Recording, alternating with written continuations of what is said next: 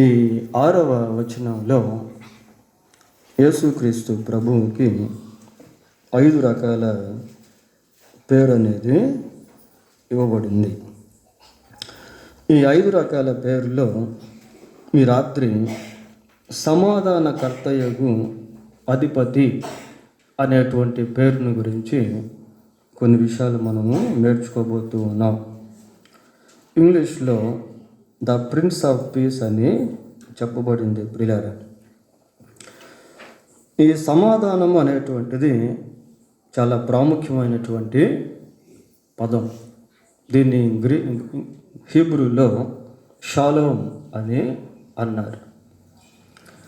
తర్వాత గ్రీక్లో ఎయిరేనే అనేటువంటి పదాన్ని వాడారు. ప్రియులారా, సమాధానం అనేటువంటి పదానికి వివిధ రకాల పర్యాయ పదాలు అనేవి ఉన్నాయి.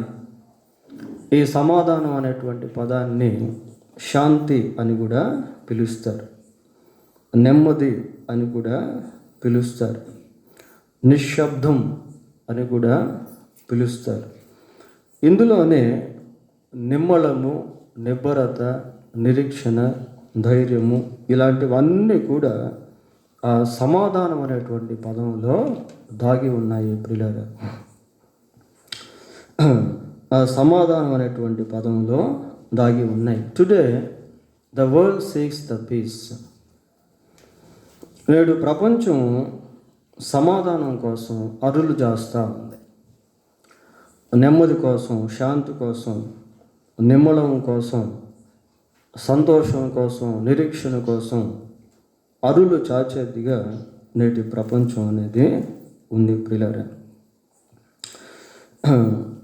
Why the world seeks the peace? ఎందుకు లోకము సమాధానాన్ని వెతుకుతా ఉంది? Why? Because there is no peace throughout the world. ఎందుకంటే లోకంలో ఎక్కడ కూడా సమాధానం అనేది లేదు. ప్రియులారా,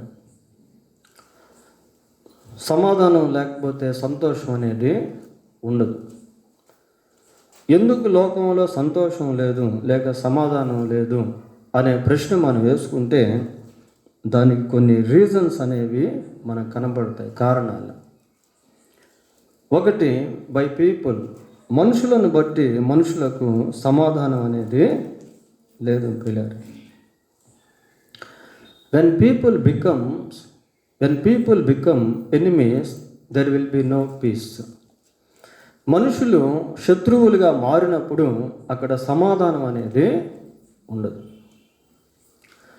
మనుషులు స్వార్థపరులుగా మారినప్పుడు అక్కడ సమాధానం అనేది ఉండదు.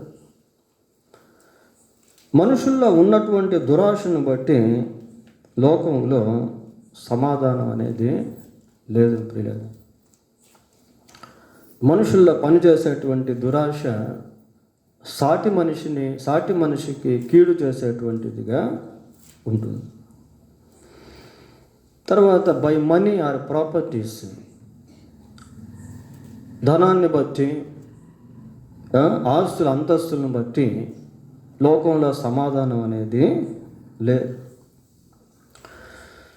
చూడండి, లోకంలో మనిషి ఏదో సంపాదించాలి అని సాటి వ్యక్తి మీద యుద్ధం చేయటం. పూర్వకాలంలో మరి రాజ్యాలు వేరే రాజ్యాల మీదకు యుద్ధానికి వెళ్ళేవాళ్ళు. ఎందుకు అంటే వాళ్ళని దోచుకునేదానికి రాజ్యాలు వేరే రాజ్యాల మీదకి వెళ్ళేవాళ్ళు. ఎక్కడైతే యుద్ధం అనేటువంటిది ఉంటుందో అక్కడ సమాధానం అనేది ఉండదు. ప్రపంచ దేశాల మధ్య యుద్ధాలు, ఈ యుద్ధ వాతావరణాన్ని బట్టి దెర్ ఈస్ నో పీస్. ఈ మధ్య మనం ఆఫ్ఘనిస్తాన్లో చూసాం పరిస్థితులు ఎలాగున్నాయో. ఆఫ్ఘనిస్తాన్లో మిలిటెంట్స్ ఇలాంటి వాళ్ళు ఉండటం వలన అక్కడ ఉన్నటువంటి ప్రజలు ఈ తాలిబాన్ల ప్రభుత్వం కింద we can't live under the authority of Talibans, we want peace అని అన్నారు. ఈ తాలిబాన్ల అధికారం కింద మేము ప్రశాంతంగా బ్రతకలేము, మాకు సమాధానము కావాలి.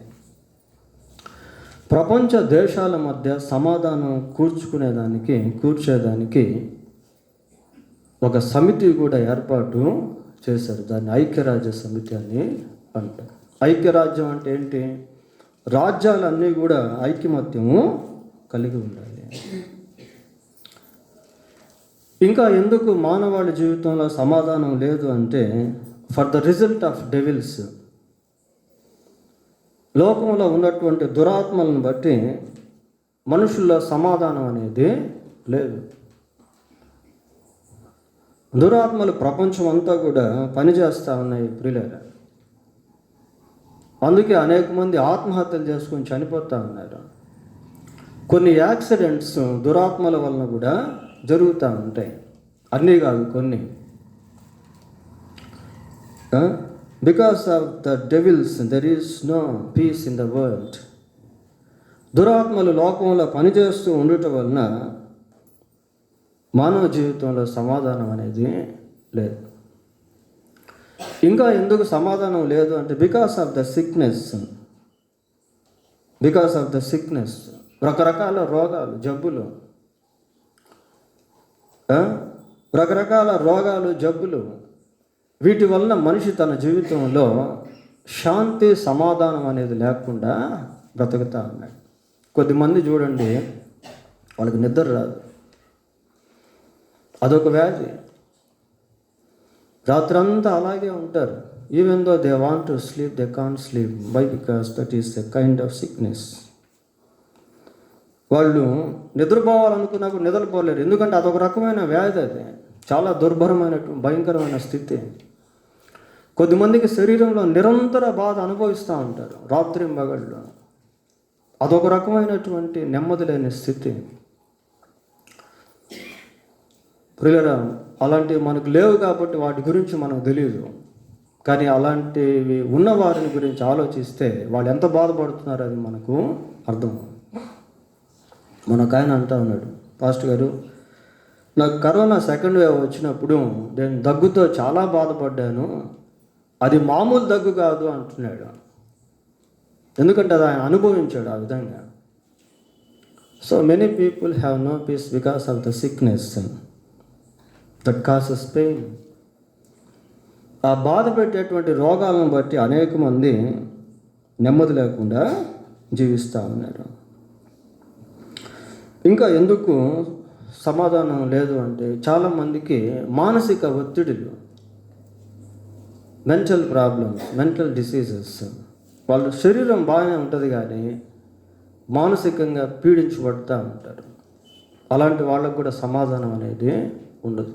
అందుకే చాలామంది త్రాగుబోతులు అవుతారు, మద్యం సేవించే వాళ్ళుగా మారుతారు. ఎందుకంటే వాళ్ళకి సమాధానం లేదు, సంతోషం లేదు. ఈ బాధ ఈ విధంగా అయినా మర్చిపోతామని దానికి బానిసలు అవుతారు. అది రెండవ సమస్య. అది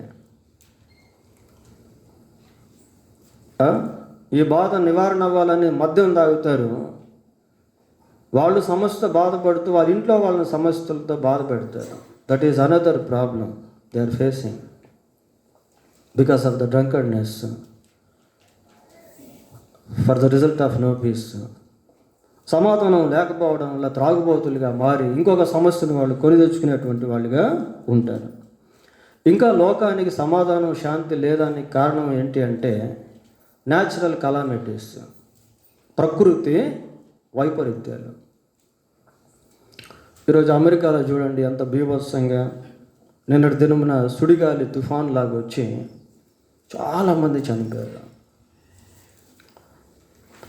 చాలామంది చనిపోయారు ప్రియులారా. రకరకాల వైరస్ల చేత అనేక మంది చనిపోయారు. ఎన్నో కుటుంబాలు విడిపోయినాయి. ప్రకృతి వైపరీత్యాలు, no one can seize it. భూకంపాలు, కరువులు, లోకంలో ఇవన్నీ ఉండటం వలన సమాధానం అనేటువంటిది లేదు. కొద్దిమంది అనేక విషయాల్లో వైఫల్యతకు గురైపోయి డిప్రెషన్లోకి వెళ్ళిపోతూ ఉన్నారు. వాళ్ళ జీవితాల్లో సమాధానం అనేది లేదు. ఇంకా సమాధానం మానవాళి జీవితంలో ఏ విషయంలో ఉండదు అంటే, for the result of sin. ఒక మనిషి పాపంలో కూరుకుపోయి ఉన్నట్లయితే ఆ వ్యక్తి సమాధానంగా బ్రతకలేడు. ఉదాహరణకి దావీదుని గురించి మనం చూస్తాం. దావీదు చేయనైతే పాపం చేసేసాడు, దర్జాగా జీవిస్తూ ఉన్నాడు. అంతలో ప్రవక్త వచ్చి దావీదుతో మాట్లాడుతూ, ఆ ఘోరమైన దుష్కార్యం చేసిన వ్యక్తి ఎవరో కాదయ్యా, నువ్వే అని చెప్పాడు. ఆ మాట విన్నప్పటి నుంచి దావీదుకి సమాధానం లేదు. అందుకే 53వ కీర్తన 3వ వచనంలో ఏమని రాశాడు? 51వ కీర్తన 3వ వచనం చదవండి. నా అతిక్రమములు నాకు తెలిసే ఉన్నవి, నా పాపం ఎల్లప్పుడూ నా ఎదుట. అంటే అర్థం ఏంటి? ఆయన చేసిన పాపం కూర్చుంటే జ్ఞాపకానికి వస్తూ ఉంది. ఎల్లప్పుడూ అంటే అదే కదా అర్థం. నిలబడుకొని ఉంటే జ్ఞాపకానికి వస్తూ ఉంది, భోజనం చేస్తూ ఉంటే జ్ఞాపకానికి వస్తూ ఉంది, నిద్రపోతూ ఉంటే జ్ఞాపకానికి వస్తూ ఉంది. తాను చేసినటువంటి పాపాన్ని బట్టి దావీదు నెమ్మది లేకుండా జీవిస్తూ ఉన్నాడు. ఈ నెమ్మది లేనటువంటి స్థితి, అశాంతి కేవలం ఈ లోకంలో నేనా తర్వాత కూడా ఉన్నాయా? ప్రియులారా, మనిషి ఏం చేస్తున్నాడు అంటే ఈ లోక సంబంధమైనటువంటి వాటిని గురించి ఆలోచిస్తూ నెమ్మది లేకుండా బ్రతుకుతూ ఉన్నాడు. అయితే లోకం విడిచిన తర్వాత కూడా ఈ నెమ్మది లేని స్థితి అనేటువంటిది ఉంది. నేను ఇందాక మీకు ఒక మాట చెప్పాను, కొద్దిమంది శరీరంలో నిరంతర బాధ అనుభవిస్తూ ఉంటారు అని.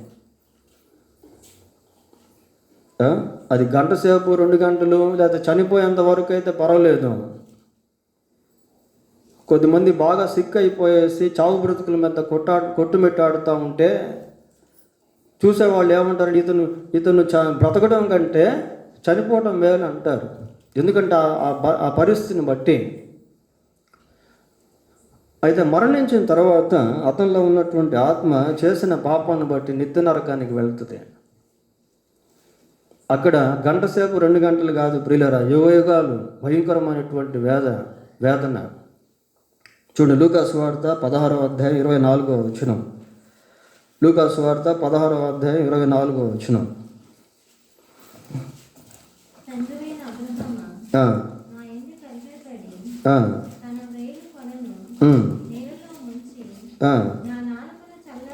నా నాలుకను చల్లార్చుటకు లాజరును పంపుము, నేను ఈ అగ్ని జ్వాలల్లో కేకలు పడుచున్నానని, యాతన పడుచున్నానని కేకలు వేసి చెప్పు.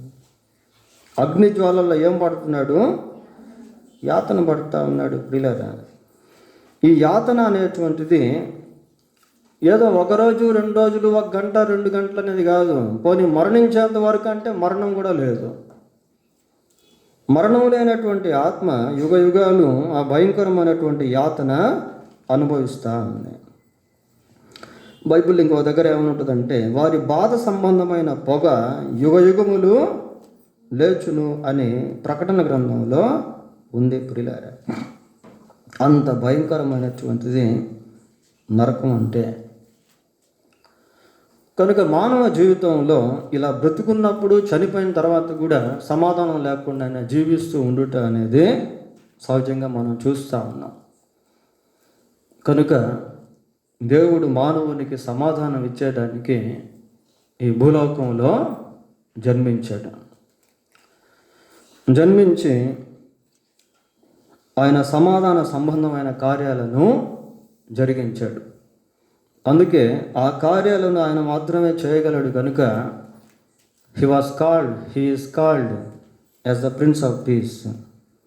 ఆ సమాధాన కార్యాలు ఆయన మాత్రమే చేయగలడు కనుక ఆయన సమాధానకర్త అయిన దేవుడు అని పిలువబడుతూ ఉన్నాడు.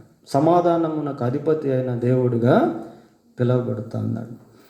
కనుక మనిషి తన జీవితంలో ఈ సమాధాన సంబంధమైనటువంటి కార్యములను గురించి, ఈ సమాధానకర్త అయిన దేవుని గురించి ఎప్పుడైతే తెలుసుకుంటాడో ఆటోమేటిక్గా సమాధానము, నెమ్మది, శాంతి, ధైర్యము, నిరీక్షణ ఇవన్నీ కూడా పొందుకుంటాడు. ప్రియులారా, మానవాళికి వాటిని అందించేదానికి యేసుక్రీస్తు ఈ లోకంలో సమాధానకర్తగా జన్మించాడు.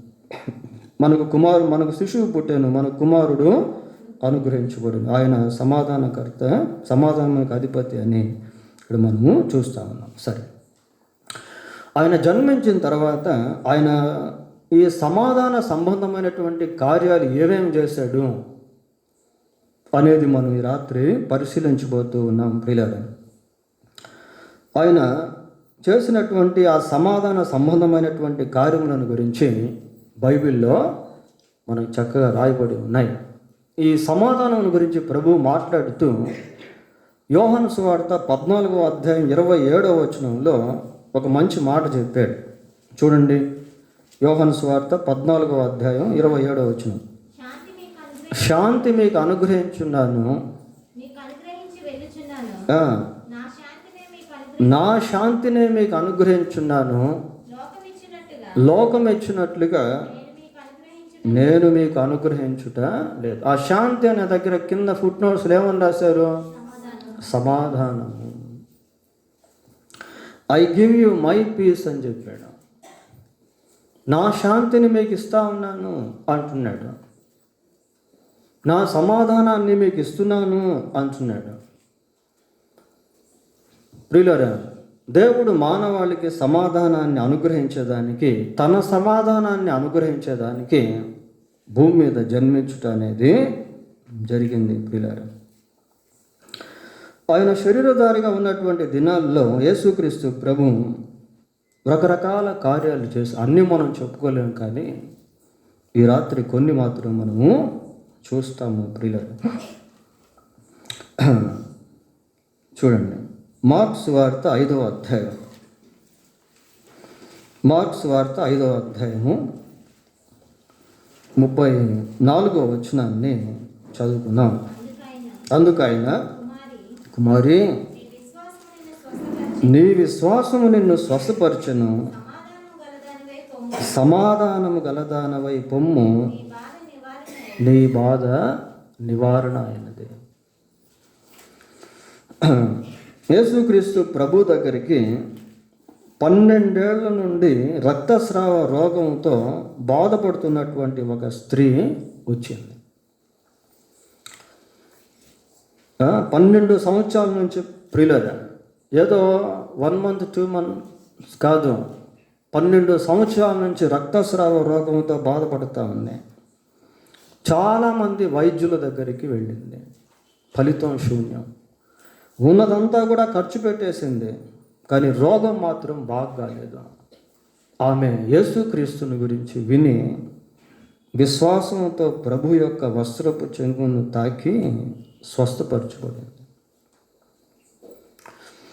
స్వస్థపరచబడిన పిమ్మట ప్రభు ఆమెతో మాట్లాడుతూ ఈ విధంగా అంటున్నాడు, కుమారి, నీ విశ్వాసం నిన్ను స్వస్థపరచును, సమాధానం గలదానవై పొమ్ము, నీ బాధ నివారణ అయి నీకు స్వస్థత కలుగును గాక అని ఆమెతో బాధ నివారణ అయిపోయింది.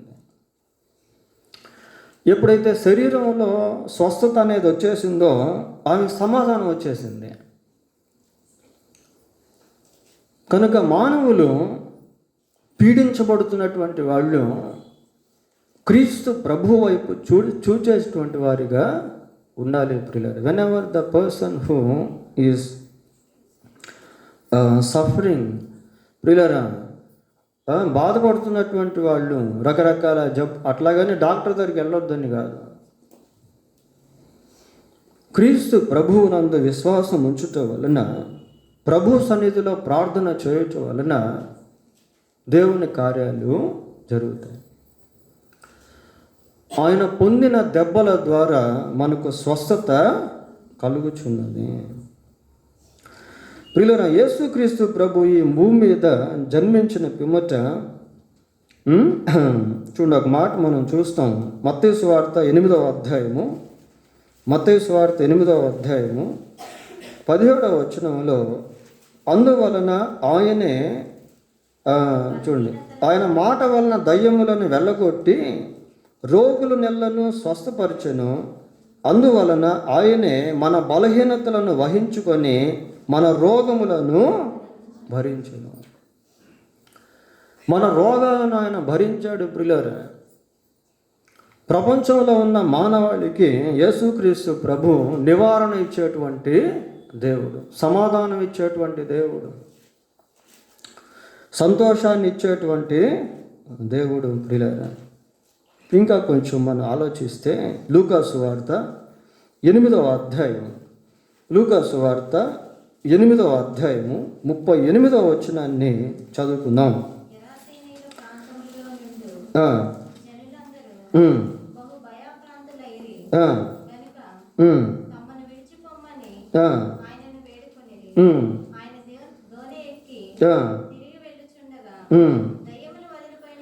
దయ్యములు వదిలిపోయిన మనుష్యుడు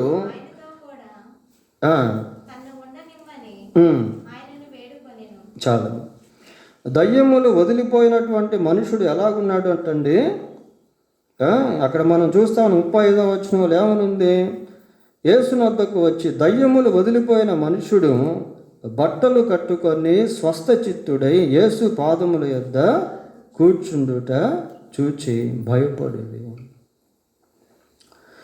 ఎప్పుడైతే దయ్యాల మనుషుని వదిలిపోయినాయో ఇప్పుడు శుభ్రంగా బట్టలు కట్టుకుంటా ఉన్నాడు, స్వస్థ చిత్తుడైపోయాడు, ప్రభు యొక్క పాదముల యొద్ద కూర్చుంటా ఉన్నాడు.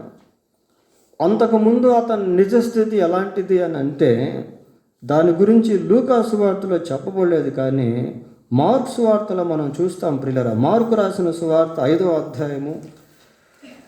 అధ్యాయము 3వ వచనం. వాడు సమాధులలో వాసము చేసేది, వాడు సంఖ్యలతోనైనను ఎవడును వాని బంధింపలేకపోయెను.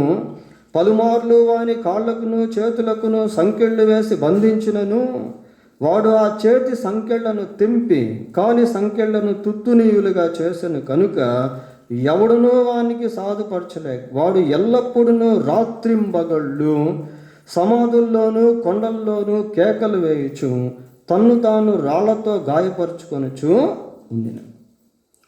రాత్రింబగళ్ళట ప్రియులారా, రాత్రింబగళ్ళు కేకలేస్తా ఉన్నాడు. అక్కడ మనం చూస్తాం వాడు ఎల్లప్పుడూ రాత్రింబగళ్ళు, ఎల్లప్పుడూ నిరంతరం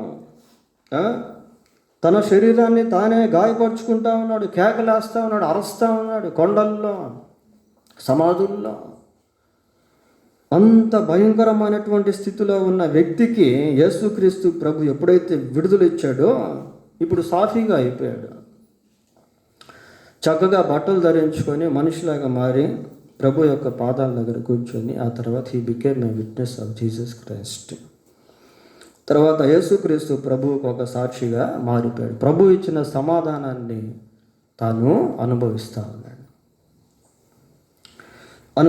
ఉన్నాడు ప్రియులారా. తర్వాత లూకా రాసిన సువార్త, దానికి ముందు మార్కు సువార్త చూద్దాం. మార్కు రాసిన సువార్త 4వ అధ్యాయం. ఇవన్నీ యేసు ప్రభు చేసిన కార్యాలు, ఆయన భూమి మీద జన్మించిన తరువాత చేసినటువంటి కార్యాలు ప్రియులారా. 4వ అధ్యాయము 35వ వచనం. ఆ దినమే సాయంకాలం అయినప్పుడు ఆయన అద్దరికి పోవదుమని వారితో చెప్పగా వారు జనులను పంపివేసి ఆయన ఉన్నపాటున చిన్న దోణిలో తీసుకుని పోయి ఆయన వెంబడి మరికొన్ని దోణులు వచ్చాను. అప్పుడు పెద్ద తుఫాను రేగి ఆయన ఉన్న దోణి మీద అలలు కొట్టినందున దోణి నిండిపోయాను. ఆయన దోణి అమరమున తలగడ మీద తలవాల్చుకొని నిద్రించుచుండే. ప్రకృతి కలామిటీస్, న్యాచురల్ కలామిటీస్, ప్రకృతి వైపరీత్యాలు ప్రియులారా. తుఫాన్ రేగింది సముద్రం మీద, సముద్రం అంతా అల్లోకల్లోలం అవుతూ ఉంది, నీళ్లు కూడా దోణిలోకి వచ్చేస్తూ ఉన్నాయి. వాళ్ళు ఇంకా చనిపోయేటువంటి స్థితిలో ఉంటా ఉన్నారు, భయభ్రాంతులై ఉంటా ఉన్నారు. ఆ సమయంలో ప్రభు ఏం చేశాడు? 39వ వచనం. అందుకు ఆయన లేచి గాలిని గద్దించి నిశ్శబ్దమై ఊరుకుండమని సముద్రముతో చెప్పగా గాలి అణిగి మిక్కిలి నిమ్మళమాయను. ఇందాక నేను మీకు సమాధానం అనేటువంటి పదానికి కొన్ని డెఫినేషన్స్ చెప్పాను, నిర్వచనాలు చెప్పాను. దాంట్లో నెమ్మది, నిమ్మడం అనే మాటలు కూడా చెప్పడం జరిగింది ప్రియులారా. ఇప్పుడు యేసుక్రీస్తు ఏం చేశాడు? గాలిని గద్దించాడు. నిశ్శబ్దమై ఊరుకుండమని సముద్రముతో చెప్పగా గాలి అణిగి మిక్కిలి నిమ్మళమాయ. ఈ లోకంలో ఉన్నటువంటి ఈ ప్రకృతి వైపరీత్యాలు, వైరస్లు, వీటన్నిటినీ కూడా గద్దించగలిగిన సామర్థ్యత యేసుక్రీస్తు ప్రభువుకు మాత్రమే ఉంది ప్రియులారా. ఎందుకు అంటే ఆయన సర్వ సృష్టికి ఆది సంభూతుడైన దేవుడు. ఆయన గురించి బైబిల్ ఏమని సెలవిస్తుందంటే, యేసుక్రీస్తు సర్వలోకమునకు శాంతికరమై ఉన్నాడు. శాంతికరమై ఉన్నాడు. కనుక ప్రజలు నిమ్మళపరిచే దేవుని వైపు చూడాలి. గాలిని గద్దించగలిగిన సామర్థ్యం కలిగిన దేవుని వైపు ప్రజలు తిరగాలి. దేవుని యందు విశ్వాసం ఉంచాలి. God can control everything under his authority. తన సార్వభౌమ అధికారం క్రింద దేవుడు సమస్తాన్ని కూడా అదుపులో పెట్టేస్తాడు. చూడండి ఇక్కడ వచనాలు ఎలాగున్నాయో. నిశ్శబ్దమై ఊరుకుండమని సముద్రంతో చెప్పగా గాలి అణిగి మిక్కిలి అడిగిపోయింది. గాలి, సముద్రం నిమలం అయిపోయింది. There is no any dangerous. ఇంకే విధమైన అపాయం అక్కడ లేదు. ప్రియులారా, ఆయన సమాధానకర్త అయిన దేవుడు అనేది అదేదో ఊరికే రాసింది కాదు. ప్రాక్టికల్గా ఆయన జన్మించిన తర్వాత చేసినటువంటి కార్యములు ఆయన సమాధానమునకు అధిపతి అనేది తెలియజేస్తూ ఉన్నాయి. నిమ్మలం అయిపోయింది సముద్రం. గొప్ప సమాధానం అనేది అక్కడ ఏర్పడింది. లూకా సువార్త ఇంకొక మాట కూడా చూద్దాం. లూకా సువార్త 7వ అధ్యాయం. లూకా సువార్త 7వ అధ్యాయం 48వ వచనం. నీ పాపములు క్షమింపబడి ఉన్నవని ఆమెతో చెప్పాను. నేను ఇందాక మీకు కొన్ని ఇల్లుస్ట్రేషన్స్ చెప్పాను. ఎందుకు మానవ జీవితంలో సమాధానం లేదు అని. ఈ దయ్యాలను బట్టి, రోగాలను బట్టి, ప్రకృతి వైపరీత్యాలను బట్టి అని చెప్తూ పాపమును బట్టి అని కూడా చెప్పాను ప్రియులారా. పాపము చేసేటువంటి వారి జీవితాల్లో నెమ్మది అనేది ఉండదు. దొంగలు పట్టపగలు తిరగాలంటే భయపడతారు. వ్యభిచారులు కానీ ప్రియులారా, పాపం చేసేటువంటి వారు బహుగా భయపడుదురు అని బైబిల్లో ఉంది. పాపం చేస్తున్నటువంటి వారి జీవితాల్లో సమాధానం అనేది ఉండదు, సంతోషం అనేది ఉండదు, నెమ్మది అనేది ఉండదు, శాంతి అనేది ఉండదు. విస్తారముగా పాపం చేసినటువంటి స్త్రీ యేసుక్రీస్తు ప్రభు దగ్గరికి రావడం జరిగింది ప్రియులారా.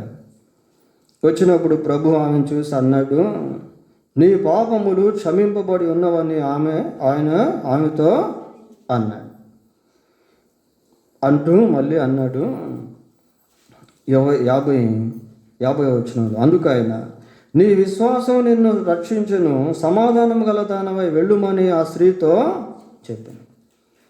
సమాధానం గలదానమై వెళ్ళు అన్నాడు. పాపము మనిషి జీవితంలో క్షమించబడితే సమాధానం వచ్చేస్తుందండి. ఆ పాపమును క్షమించగలిగిన దేవుడు ఎవరంటే యేసుక్రీస్తు. అందుకే వాళ్ళు అక్కడ ఒక కాంట్రవర్సరీగా మాట్లాడుకున్నారు 49లో. అప్పుడు ఆయనతో కూడా భోజన పంక్తిని కూర్చున్న వారు, పాపములు క్షమించుచున్న ఇతడు ఎవరు? Who is he who forgives sin? పాపములు క్షమిస్తున్నటువంటి ఇతను ఎవరు అనుకున్నారు. ఆయన పాపములను క్షమించి మానవ జీవితంలో సమాధానాన్ని ఇవ్వగలిగినటువంటి సమాధానకర్త. ప్రియులారా, మనిషి తన జీవితంలో పాపమును బట్టి కూడా ఎంతో అసమాధానాన్ని కలిగి ఉంటా ఉన్నాడు. పాపమును బట్టి ఎన్నో విపత్తులు సంభవిస్తూ ఉన్నాయి. ఇంకెక్కువ కీడు నీకు జరగకుండా పాపము చేయొద్దు అన్నాడు. ఇశ్రాయేలు పాపం చేసినప్పుడు శత్రువుల చేతికి అప్పగించబడ్డారు. దావీదు పాపం చేసినప్పుడు దావీదు కుటుంబంలో ఘోరమైన యుద్ధాలు. The result of sin is bitterness. పాపం వల్ల వచ్చేటువంటి ఆ రిజల్ట్ ఎంతో చేదు అనుభవాలు గుండా తీసుకుని వెళ్తుంది ప్రియులారా. ఈమె యొక్క పాపమును ప్రభువు క్షమించాడు. కాబట్టి ఆమెతో అన్నాడు, సమాధానం కలదానివై వెళ్ళిపో అన్నాడు. ఆయన క్షమిస్తే చాలు, ఇంకెవరు క్షమించకపోయినా పర్వాలేదు. ప్రియులారా, ఇంకొక మాట కూడా చూద్దాం. లూకా సువార్త 19వ అధ్యాయం. లూకా రాసిన సువార్త 19వ అధ్యాయము 5వ వచనం.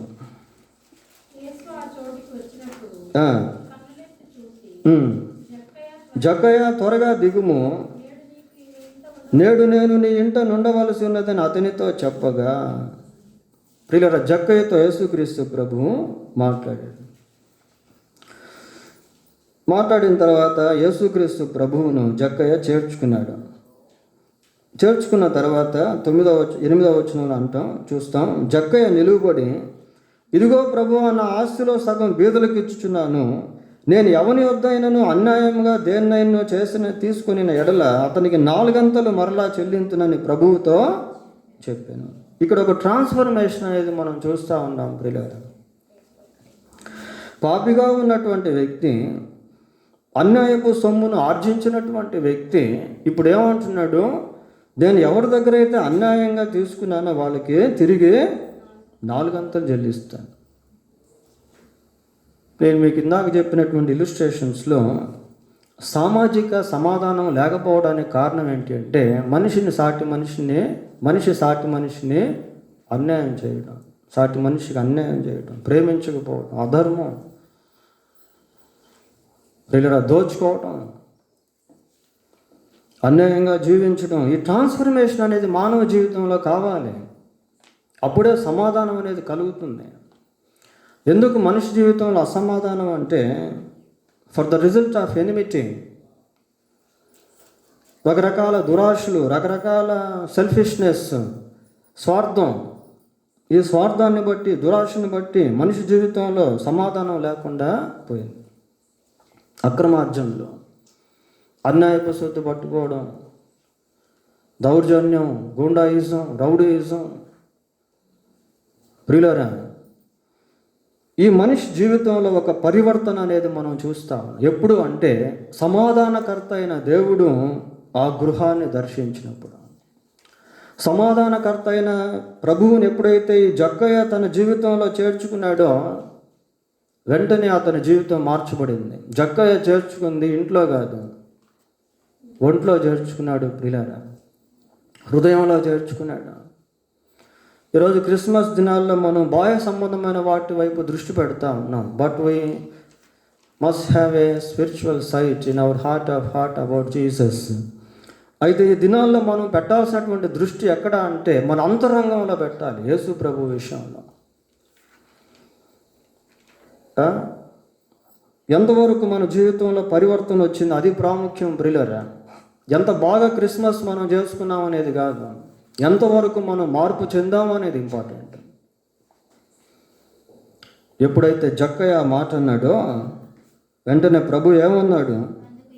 అందుకు యేసు, ఇతడును అబ్రహాము కుమారుడే, ఎందుకనగా నేడు ఇంటికి ఏమొచ్చింది? రక్షణ వచ్చేసింది. ఎప్పుడైతే మార్పు జరిగిందో ఆ ఇంట్లో సమాధానం కలిగింది. ప్రియులారా, కనుక ఈ ట్రాన్స్ఫర్మేషన్ అనేటువంటిది చాలా ఇంపార్టెంట్ అండి, చాలా ఇంపార్టెంట్. తర్వాత మత్తయి సువార్త 5వ అధ్యాయం ప్రభు యొక్క బోధలో ఒక శ్రేష్టమైన విషయం అక్కడ మనం చూస్తాం. 22వ వచనం.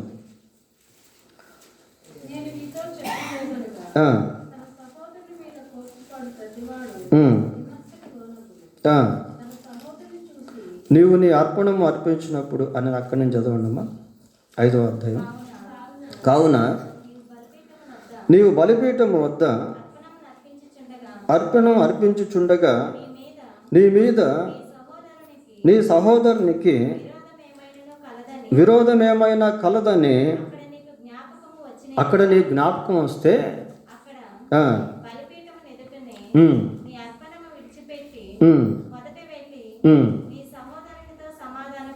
చాలు, నీ సహోదరునితో సమాధానము పడు. సహోదరునితో సమాధానపడ. ప్రియులారా, ఇలాగా విరోధమైనటువంటి స్థలాల్లో ఒకరితో ఒకరు సమాధానం పడుతూ ఉంటే అక్కడ శత్రుత్వం అనేటువంటిది ఉండదు. శత్రుత్వం ఎక్కడైతే ఉండదో అక్కడ శాంతి అనేది ఉంటుంది, సమాధానం అనేది ఉంటుంది. సొలొమోను ఇశ్రాయేలును పరిపాలించే కాలంలో చుట్టుపక్కల శత్రు రాజ్యాలు ఉన్నప్పటికీ సమాధానం అనేది ఉండింది. ఇంకా వాళ్ళకి ఆ యుద్ధ వాతావరణం లేదు. ఆ బైబిల్లో మనం చూస్తాం ప్రియులారా, చుట్టుపక్కల శత్రు సామ్రాజ్యాలు ఉన్నప్పటికీ సమాధానం అనేది ఉండటం వల్ల ఎక్కడ దాడులు అనేవి జరగలేదు, దేవాలయం దోచుకొనబడలేదు, యెరూషలేము మీద ఎవరు దండెత్తలేకపోయారు. 55వ కీర్తన 18వ వచనం ఒకసారి చదువుదాం. 55వ కీర్తన 18వ వచనం. నా శత్రువులు అనేకులై ఉన్నారు, అయినను వారు నా మీదకి రాకుండానట్లు సమాధానం కలుగు చేసి ఆయన నా ప్రాణమును విమోచించి ఉన్నారు. చూడండి ఎట్లాంటి మాట. సమాధానం కలుగు చేసే అర్థం ఏంటి అంటే ఆయన సమాధానకర్త. So he can provide the peace because he is the prince of peace. ఆయన సమాధానకర్త అయిన దేవుడు కాబట్టి సమాధానాన్ని కలిగిస్తాడు ప్రియులారా. ఆయన యుద్ధాలను సృష్టించేవాడు కాదు. ఒక చెంప మీద కొడితే రెండవ చెంప చూపించమని ప్రబోధించినవాడు. ఎంత మంచి మాట అక్కడ మనం చూస్తున్నాం. నా శత్రువులు అనేకులై ఉన్నారు, అయినను వారు నా మీదకి రాకుండానట్లు సమాధానమును కలుగు చేసి ఆయన నా ప్రాణమును విమోచించి ఉన్నారు. There will be no enmity if people follow the commandments of God. మనుషులు దేవుని వాక్యాన్ని లక్ష్య పెడితే ఇక శత్రుత్వం అనేటువంటిది ఉండదు ప్రియులారా. శత్రుత్వం అనేటువంటిది ఇంకా ఉండదు. తర్వాత ఇందాక మీకు నరకం గురించి, ఆ పాతాళంలో ఒక వ్యక్తిని గురించి మనం చెప్పుకున్నాం. ఎవరు ఆ వ్యక్తి?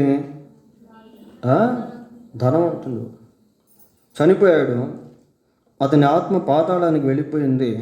నిరంతర బాధ అనుభవిస్తూ ఉంది, నిరంతర బాధ అనుభవిస్తూ ఉన్నాడు ప్రియులారా. చాలా భయంకరమైనటువంటి టెరిబుల్ సిచ్యువేషన్ అది. ఆయనే కాదు, లోకంలో ఉన్న మనుషులందరూ కూడా ఆ ప్రాంతానికే వెళ్ళాలి. ఎందుకంటే బైబిల్లో మనం చూస్తాం, పాపం వలన వచ్చే జీవితము మరణం.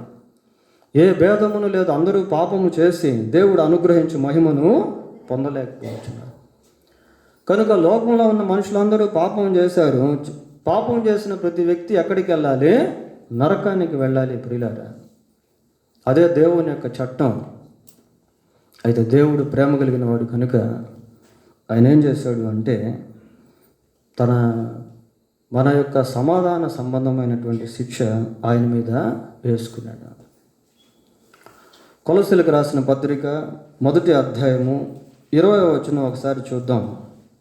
ఈ భయంకరమైనటువంటి నరకాన్ని నుండి ఆయన యందు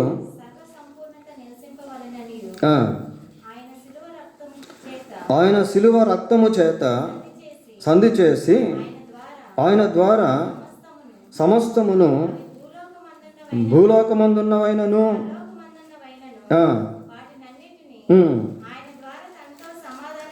ఆయన ద్వారా తనతో సమాధాన పరుచుకొనవలనని తండ్రి అభిష్టమాయను. This is the plan of God. ఇది దేవుని యొక్క ప్రణాళిక ప్రియులారా. యేసుక్రీస్తు యొక్క శిలువ రక్తము చేత సమస్తాన్ని దేవుడు తనతో సమాధాన పరుచుకోవాలని ఉద్దేశించాడు. ఆ ఉద్దేశం నెరవేర్చబడు నిమిత్తమై యేసుక్రీస్తు ఈ భూలోకానికి వచ్చి కన్యక గర్భమందు జన్మించాడు. ఆయన జన్మించి సమస్త మానవ పాప క్షమాపణ కొరకు శిలువలో తన ప్రాణాన్ని బలిగా అర్పించాడు. ఆయన చిందించిన అమూల్యమైనటువంటి రక్తము చేత మానవాళికి విమోచనం అనేది కలిగింది. అందుకే వాక్యంలో మనం చూస్తాం, మన అతిక్రమ క్రియలను బట్టి ఆయన గాయపరచబడెను, మన దోషములను బట్టి ఆయన నలుగొట్టబడెను, మన సమాధానార్థమైన శిక్ష ఆయన మీద.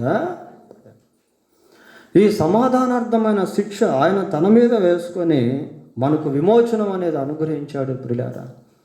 ఇక మనం ఆ నిత్య నరకానికి వెళ్ళాల్సిన పని లేదు. యుగ యుగాలు ఆ భయంకరమైనటువంటి శిక్ష అనుభవించాల్సిన పని లేదు. అయితే మనం వాటిని తప్పించుకోవాలంటే ఏం చేయాలి అంటే ఇది చాలా ఇంపార్టెంట్. చూడండి, రోమాపత్రిక, రోమిలకు రాసిన పత్రిక 5వ అధ్యాయం, రోమాపత్రిక 5వ అధ్యాయము 10వ వచనం చదవండి. ఏలయనగా శత్రువులమై ఉండగా తన కుమారుని మరణము ద్వారా మనము దేవునితో సమాధానపరచబడిన ఎడల సమాధానపరచబడిన వారమై ప్రియులారా, యేసుక్రీస్తు యొక్క రక్తాన్ని బట్టి మనం నీతిమంతులంగా మార్చబడతాం. యేసుక్రీస్తునందు విశ్వాసం ఉంచటం వలన మనం దేవునితో సమాధానపరచబడినటువంటి వారంగా మారుతాము ప్రియులారా. ఎవరైతే ఈ భూలోకంలో ఉన్నప్పుడే యేసుక్రీస్తునందు విశ్వాసం ఉంచి వారి పాపములను ఒప్పుకొని సరి చేసుకుంటారో వాళ్ళు మరణించిన తర్వాత వారి ఆత్మ దేవుని యొక్క రాజ్యంలోనికి ప్రవేశిస్తుంది. అక్కడ దేవుని యొక్క సమాధానం వాళ్ళు యుగయుగాలు అనుభవిస్తూ ఉంటారు. లూకాసు వార్త 16వ అధ్యాయం 25వ వచనం చూడండి. లూకాసు వార్త 16వ అధ్యాయం 25వ వచనం. అందుకు అబ్రహాము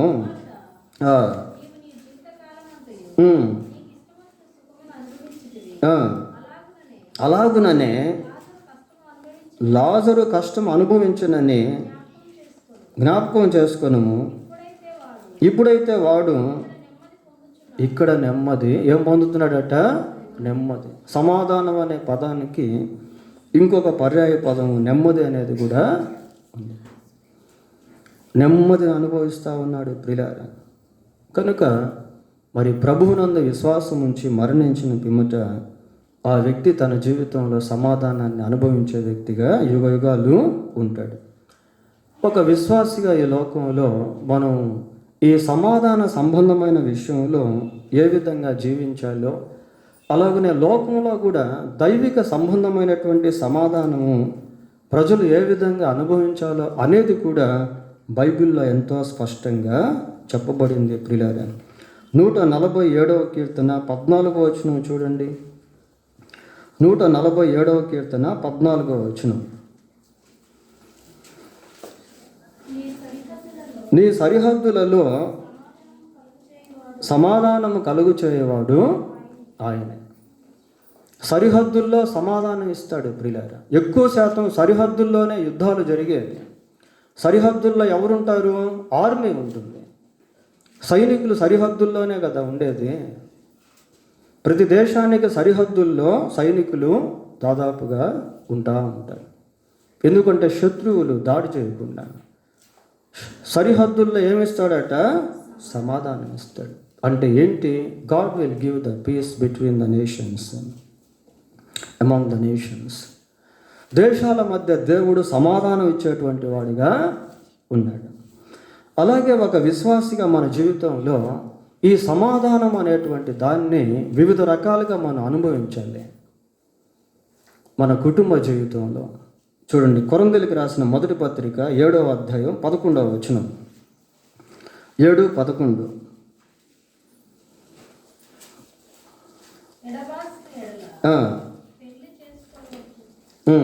చదవండి. లేదా తన భర్తతో సమాధాన, నిజంగా భర్త భార్యతో సమాధాన పడితే ఆ కుటుంబంలో నిజమైన శాంతి అనేది ఉంటుంది. కుటుంబాల్లో కూడా సమాధానం లేదు ఈ రోజుల్లో. భార్య అంటే భర్తకు పడదు, భర్త అంటే భార్యకు పడదు, ఒకరినొకరు పడరు, విడిపోవడం, విడాకులు, కలహాలు, కుటుంబ సమస్యలు, కోర్టు కేసులు, పోలీస్ స్టేషన్స్, పంచాయతీలు. ప్రియులారా, కనుక భార్య ఏం చేయాలి? భర్తతో సమాధాన పడాలి. ఈ దేవుని యొక్క సమాధానాన్ని మనం కుటుంబ జీవితంలో కూడా అనుభవించేటువంటి వాళ్ళంగా ఉండాలి ప్రియులారా. తరువాత బిట్వీన్ ద చర్చెస్, సంఘాల్లో కూడా సమాధానం అనేది ఉండాలి. అపోస్తుల కార్యములు 9వ అధ్యాయం 31వ వచనం చూడండి. 9:31. కావున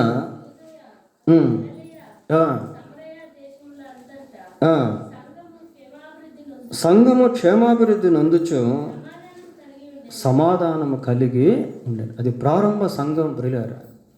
ఈ రోజుల్లో సంఘాల్లో సమాధానం లేదు. ఒక సంఘం అంటే ఇంకొక సంఘానికి పడదు, ఒక డినామినేషన్ అంటే ఇంకొక డినామినేషన్కి పడదు. వాళ్ళ మీద వీళ్ళ మీద వాళ్ళు దుమ్మెత్తి పోసే రోజులు ఇవి. ఆ యూట్యూబ్లో చూడండి ఎంత ఘోరంగా ఉన్నాయి. దేవుడు సమాధానం అనేది సంఘాల్లో కూడా ఉండాలని కోరుకుంటా ఉన్నాడు ప్రియులారా. సంఘములో ఉండాలి, సంఘాలలో కూడా ఉండాలి. కొన్ని సంఘాల్లో బిలీవర్స్ మధ్య సమాధానం ఉండదు, విశ్వాసుల మధ్య సమాధానం కావాలి. That is God's desire to have his peace among the church. రోమాపత్రిక 12వ అధ్యాయం 18వ వచనం చూడండి. రోమాపత్రిక 12వ అధ్యాయం 18వ వచనం. శక్యమైతే మీ చేతనైనంత మట్టుకు సమస్త మనుషులతో సమాధానంగా ఉన్నాడు. సమాధానంగా ఉన్నాడు. ఒకరంటే ఒకరికి పడదు. ప్రియులారా, సంఘాల్లో సమాధానం ఉండాలి, సంఘంలో సమాధానం ఉండాలి, కుటుంబంలో సమాధానం ఉండాలి. ఇంకా ప్రభువుని ఎరిగినటువంటి వారు ప్రజల మధ్య సమాధానం కోసం ప్రార్థించాలి. ప్రియులారా, ఇద్దరు వ్యక్తులు గొడవ పడుతూ ఉంటే మోషే వాళ్ళ మధ్య సమాధానపరిచే ప్రయత్నము చేశాడు ప్రియులారా. యేసయ్య ఒక మాట అన్నాడు, సమాధానపరచువారు ధన్యులు, వారు దేవుని కుమారులు అనబడతారు. నీవు క్రీస్తునందు విశ్వాసం వచ్చిన పిమ్మట నీవు ఒక కుమారుడిగా, నీవు దేవుని కుమారుడిగా మారావు. ఇప్పుడు నువ్వేం చేయాలంటే సమాధానపరిచేటువంటి వ్యక్తివిగా ఉండాలి. ఒక వ్యక్తి సమాధానపరిచే వ్యక్తిగా ఉంటే ఆ వ్యక్తి చాలా గొప్ప సంతోషాన్ని అనుభవిస్తాడు. చూడండి, సామెతల గ్రంథం 12వ అధ్యాయం 20వ వచనం. సామెతల గ్రంథం 12వ అధ్యాయం 20వ వచనం.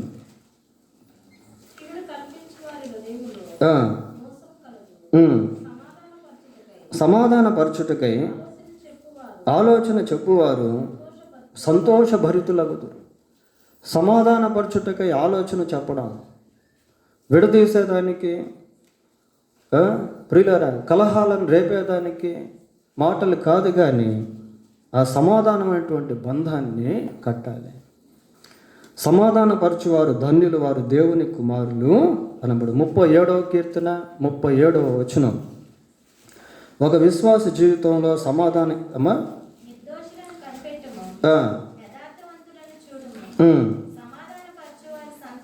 సమాధానపరచువారు సంతతి నిలుచును. ఈ సమాధానపరిచేటువంటి వారు వారి తర్వాత తరము వారికి కూడా దీవెనకరంగా ఉంటారు. సమాధానపరచువారి సంతతి ఏంటంట నిలుస్తుందట ప్రియులారా. God will bless your children when you seek his peace, when you make his peace among the people, when you bring his peace among the people. మనుషుల మధ్య నీవు దేవుని యొక్క సమాధానాన్ని ప్రవేశపెట్టే వ్యక్తివిగా ఉన్నట్లయితే నీ కుమారులను దేవుడు ఆశీర్వదిస్తాడు, నీ కుమార్తెలను దేవుడు ఆశీర్వదిస్తాడు. ఎంత గొప్ప సమాధానమో ప్రియులారా. చూడండి, తర్వాత విశ్వాస జీవితంలో ప్రభు కొరకు జీవిస్తూ ఉన్నప్పుడు శ్రమలు, కష్టాలు, నష్టాలు, బాధలు ఇవి కూడా వస్తూ ఉంటాయి. దాన్ని ఉద్దేశిస్తూ ప్రభు అన్నాడు, యోహాను సువార్త 16వ అధ్యాయం 33వ వచనం. యోహాను సువార్త 16వ అధ్యాయం 33వ వచనం. నా యందు మీకు సమాధానం కలుగునట్లు ఈ మాటలు మీకు చెప్పుచున్నాను. లోకములో మీకు ఏం కలుగుతుంది? శ్రమ కలుగును. అయినను ధైర్యము తెచ్చుకొనుడి, నేను లోకమును జయించి. లోకంలో మీకు శ్రమ, ఆ శ్రమలో కూడా నీవు దేవుని యొక్క సమాధానాన్ని అనుభవించే వ్యక్తివిగా ఉంటావు.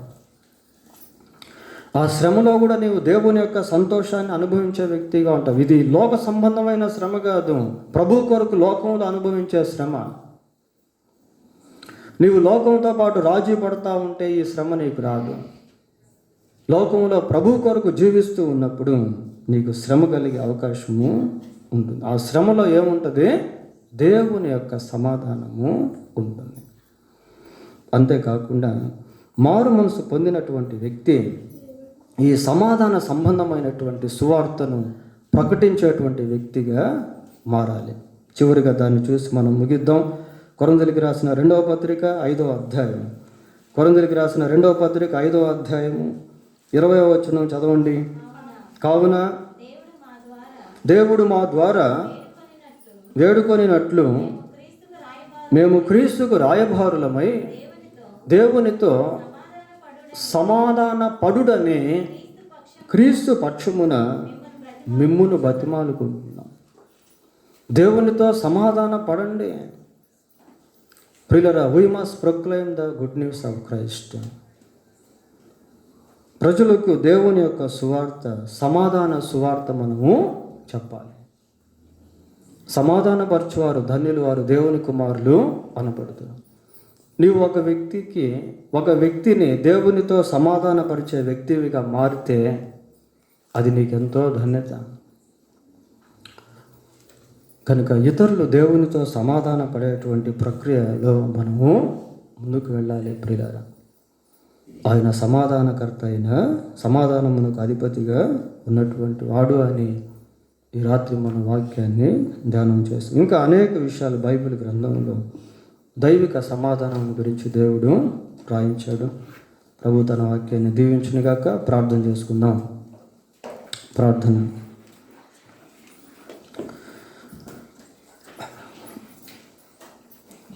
కనికరం కలిగిన మా తండ్రి, పరిశుద్ధుడు అయిన మా ప్రభువ, మీ పాదములకు వందనాలు, స్తోత్రాలు చెల్లిస్తూ ఉన్నాం. మీరు లోకానికి శాంతికరమై ఉన్న దేవుడవు. యేసుక్రీస్తు సర్వలోకమునకు శాంతికరమై ఉన్నాడు అని మీ వాక్యం సెలవిస్తూ ఉంది.